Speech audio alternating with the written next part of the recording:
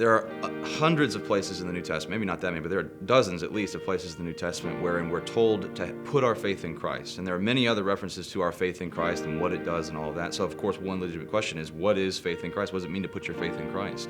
And we have to understand that the epistles are essentially commentaries on the Christ event, on Christ's life and ministry, which means that whenever you have a statement in the epistles, something like, put your faith in Christ, you have to ask the question then, well, what is it about this Christ that I must know or I must believe in? And what does it mean to have faith in that? And to do that, I think we have to go back to the ministry of Christ, who he was, what he accomplished, and realize that these references to faith in Christ are actually encapsulations of larger concepts.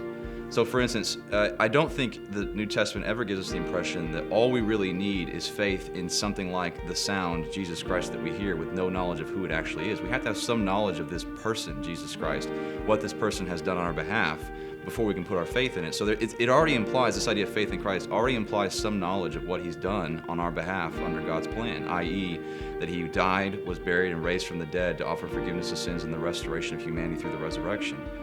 So we have to make sure we understand that we've got to flesh out who Christ is before we can have faith in him. Once we do that, the question of how to have faith in him becomes an issue.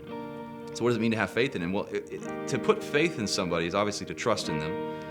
But to trust in them implies so much more than simply believing they exist or believing they did something. To put trust in them is to actually believe their words, to believe what they say, believe what they represent. And Christ came teaching us a lot of things. He came telling us to do a lot of things. So for a Christian, to have faith in Christ means a lot more than simple affirmation of his existence or affirmation of who he is. It actually means a willingness to place ourselves under his care, which would mean for us we must act on what he has said. And so without saying that obedience is earning us salvation, it is the case that faith in Christ means living as though Christ is in fact Lord of everything, as though he did actually die, was buried, and raised.